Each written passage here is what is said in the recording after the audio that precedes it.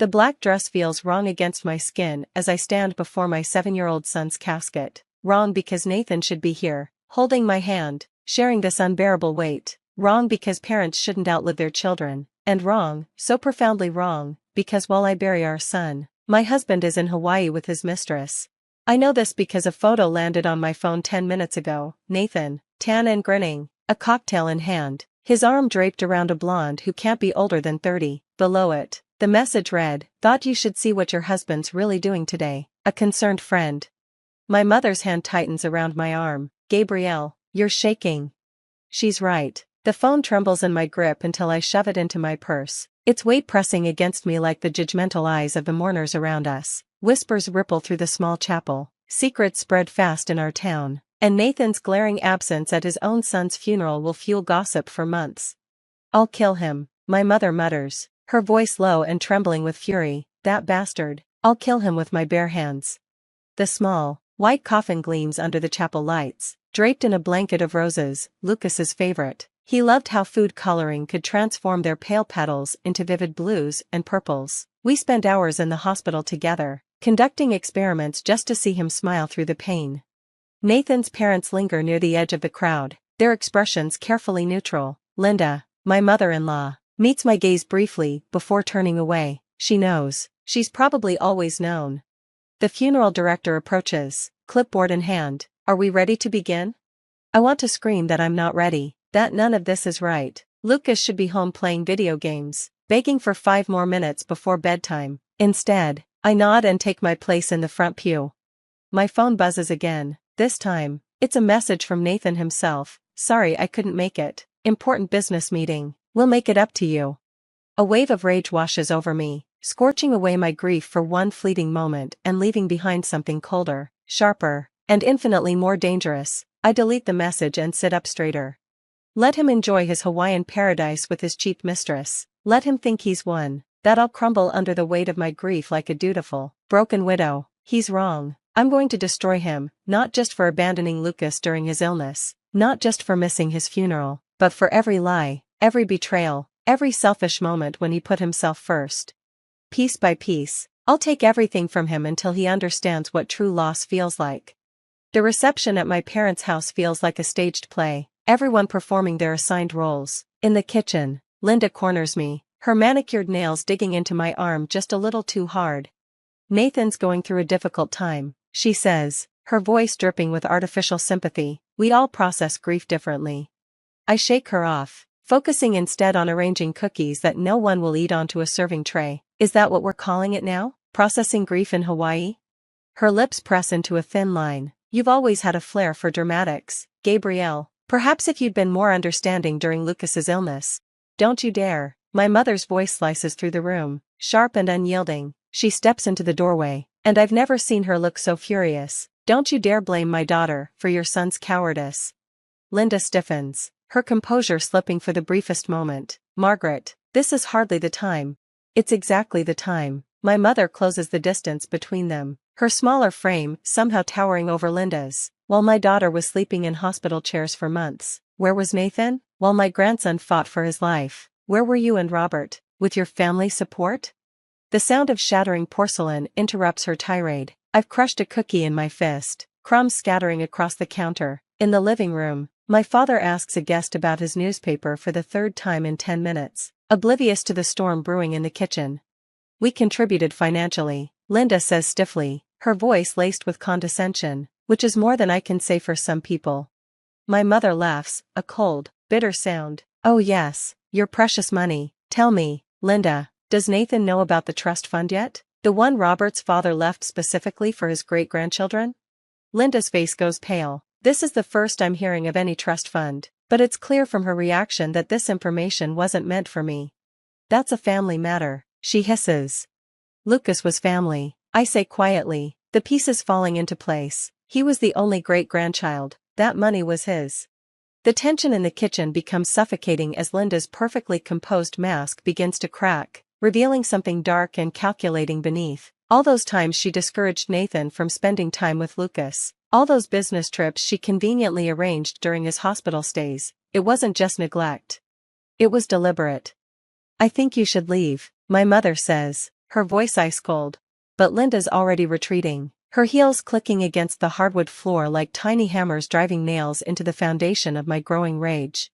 I turn to my mother, my voice tight. Tell me everything about that trust fund. Her smile is grim, filled with years of quiet fury. Oh, sweetheart, that's just the beginning of what I have to tell you. 3 days after the funeral, I find the life insurance papers in Nathan's home office, not tucked away in a drawer or neatly filed, but scattered across his desk like discarded leaves, forms, receipts, and a post-it note scribbled with "Call Samry policy" in his hasty handwriting. My hands tremble as I sift through the papers. Then I see it, Lucas's life insurance policy, taken out 6 months after his diagnosis, $2 million. My breath catches as my eyes land on the beneficiary line, Nathan Thompson, sole recipient. My name has been crossed out. The change dated mere weeks before Lucas died. My phone buzzes, a text from an unknown number. We need to talk. Coffee shop on Main, now. Samantha. The name hits like a slap. Sam, the woman in the Hawaii photo, the same Sam from the post-it note. I find her exactly where she said she'd be, looking polished and expensive in a way that reeks of someone else's money. She doesn't stand as I approach, only stirs her coffee with calculated precision. I'm surprised you came, she says without looking up. And I'm surprised you had the nerve to contact me. Now she looks up, her gaze hard. Nathan's been promising me things, big things, but now he's not returning my calls. What kind of things? I ask, though I'm not sure I want the answer. A fresh start, a new life together. Her laugh is bitter. Funded by your son's insurance money. The room tilts sideways, and I grip the edge of the table to steady myself. He told you about that? He tells me everything. She pulls out her phone and scrolls through messages, including how he made sure you'd never see a penny of it. His mother's idea. Apparently, she never thought you deserved their family money. Why are you telling me this? She leans forward, her voice sharp. Because he's playing both of us. That policy? He promised to split it with me, but I did some digging. He's got gambling debts. Gabrielle, big ones, the kind that make people desperate. My throat is dry. You're lying. Samantha slides her phone across the table. Text messages, bank statements, photos, a digital trail of betrayal spanning months. Nathan and Linda plotting, Nathan and Samantha planning, Nathan at casinos, with loan sharks, at places he had no business being while our son was dying. I'm not the villain here, Samantha says quietly. I'm just another mark in his con. But unlike you, I've got nothing left to lose. I stand, my chair scraping loudly against the floor. You're wrong about one thing. I have nothing left to lose either. Samantha smiles, all teeth. Then maybe we should help each other. I look at her, the woman who helped destroy my family, and realize she might be exactly what I need, a weapon aimed straight at Nathan's heart. Later, I find my father sitting in Lucas's room, holding a worn stuffed penguin. It went with Lucas to every hospital stay, his comfort through endless treatments. You look just like your mother when she's planning something dangerous, he says, his voice unusually clear. I sink onto the bed beside him, the mattress still indented from where Lucas spent his final weeks. Dad, do you remember what we talked about yesterday? He strokes the penguin's matted fur. No, but I remember Lucas telling me about the trust fund. His brow furrows. Was that real? My heart skips. What trust fund, Dad? The one Nathan's father wanted to discuss. Robert came here when Lucas was sick, said something about protecting family assets. His gaze drifts. Did I dream that? I take his hand, steadying my voice, despite the storm inside me. No, Dad, when exactly was this? Your mother was at the hospital with Lucas. Robert brought papers. His grip tightens, surprisingly strong. I didn't sign them. They felt wrong, like when you smell smoke but can't see the fire. The pieces click into place. Robert's unexpected visit, Linda's manipulations, Nathan's sudden interest in our family's property. It wasn't just about Lucas's insurance money. They were after everything. My phone buzzes again, a message from Samantha. Nathan's back, meeting with his lawyer tomorrow, something about property transfers. I should have protected you better, my father says, his voice cracking. Both of you. You did, Dad, I whisper, gripping his hand, by not signing those papers. I stand, my decision crystallizing, and now it's my turn. He holds out the penguin. Lucas knew. He told me not to worry about you because you're stronger than everyone thinks. His eyes cloud over. Who's Nathan? The familiar ache of watching him slip away mingles with a new, fiery determination. I take the penguin, its soft weight anchoring me to this moment. My phone buzzes again. This time, it's Uncle Peter. Found something in the property records. Come to my office, now. I kiss my father's forehead. I have to go, Dad, but I promise you, they won't take anything else from this family.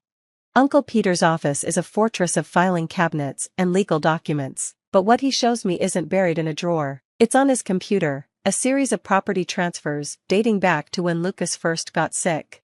They've been planning this for months, Peter says, scrolling through document after document, shell companies, hidden accounts, all leading back to Nathan and his parents. My fingers trace the dates on the screen. Each one aligns with a hospital stay, a chemotherapy session, a day when I was too consumed with saving Lucas to notice what Nathan was doing. Here's the kicker, Peter continues, pulling up another file. They used Lucas's medical bills to justify emergency sales of your joint assets. Everything's been quietly moved into accounts you can't access. A knock at the door startles us. It's Samantha, looking less polished than before. Sorry to interrupt, but Nathan's meeting got moved up. He's at the lawyer's office now.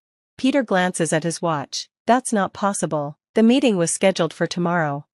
It was, Samantha says. Linda changed it. They're signing everything over today. Once it's done, she lets the sentence hang. My phone buzzes, a text from Nathan. We need to talk about the house, coming by later.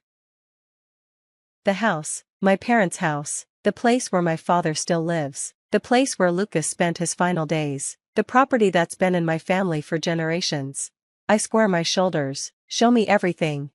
For the next hour, Peter and I sift through every document, every transfer, and every carefully constructed lie. Rage simmers beneath my calm exterior as we unravel Nathan's trail of gambling debts hidden behind corporate facades, Linda's systematic dismantling of our joint assets, and Robert's attempts to manipulate my father into signing away his rights. There's one more thing, Samantha says quietly, pulling out her phone. She presses play on a recording. Nathan's voice fills the room, discussing with Linda how they could use my father's condition to their advantage. The words echo like nails driven into a coffin, sealing away any lingering doubts. The recording ends, leaving only silence. In that silence, I hear Lucas's voice in my memory. Promise you won't let them take our home, Mom. We can stop them, Peter says, but we have to act now. I stand, gathering the documents we've printed. No, I'm not just going to stop them. I reach into my bag, pulling out Lucas's worn penguin and setting it on Peter's desk. I'm going to take everything back, and I'm going to make sure they never hurt anyone else again. A faint smile curves Samantha's lips. I was hoping you'd say that. I know exactly where they've hidden the real estate contracts. Get your coat, I tell Peter, a fiery resolve building inside me. We're going to Nathan's lawyer's office, and this time, I'm not leaving without what's mine. The penguin watches silently as the three of us, unlikely allies forged by betrayal, step into the night. The lawyer's office feels cold, a calculated stage set for confrontation. Nathan sits across the polished conference table, flanked by Linda and Robert. Between us lies a thick stack of documents, a fortress of their deceit. You're making this harder than it needs to be, Nathan says, sliding the papers toward me. Just sign, for Lucas. My hand clenches around the USB drive in my pocket, the drive containing every piece of evidence Peter and I painstakingly gathered, fraudulent documents, recorded conversations, and an irrefutable paper trail. Don't you dare say his name, I bite out. Linda leans forward, her manicured nails tapping against the table in feigned sympathy. Gabrielle, dear, you're clearly not thinking clearly. Grief can make people. Her words are cut off by Samantha's sharp voice. Show them. She strides in, followed by Peter, her phone already in hand. Nathan pales. What is she doing here?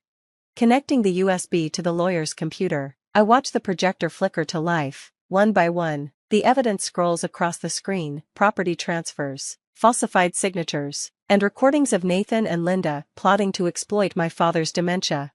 It's over, I say.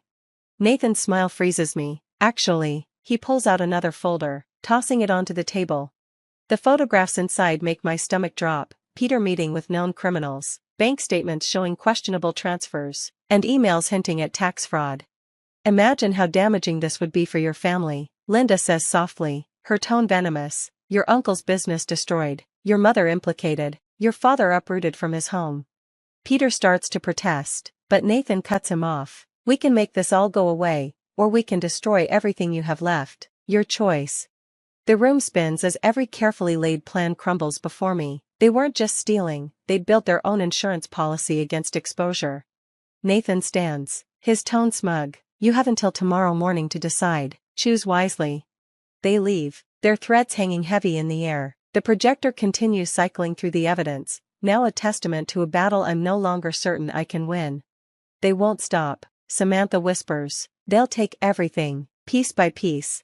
I stare at the last image on the screen, Lucas in the hospital, smiling weakly. Nathan, as always, was nowhere to be found.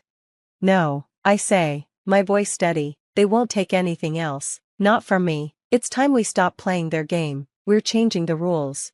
That night, my mother's kitchen transforms into a war room. Documents cover every surface as Margaret, my mother, lays out her own secret cache of evidence, years of surveillance, bank statements, and recorded conversations. I've been tracking Nathan's schemes since Lucas's first hospital stay, she explains. I knew something wasn't right when he started pressuring your father about the property titles. Peter studies one of the documents, his face lighting up. These transfers, they're legally binding, but they're not what Nathan thinks they are. A knock at the door makes us freeze. Samantha steps inside, her phone recording. They're on their way. Linda convinced Nathan, tonight's the night to force your hand. Perfect timing, my mother says, a dangerous gleam in her eyes. Peter pulls up more files. Every property Nathan tried to steal, every asset he thought he owned, all legally transferred into a trust in Lucas's name. How? I whisper. Your father had more clear days than they realized, Margaret says. We made sure everything was properly signed and notarized during those moments. Nathan was too busy creating fake documents to notice the real ones. Headlights sweep across the windows, and car doors slam. Remember, Peter says, his voice urgent. Let them think they're in control.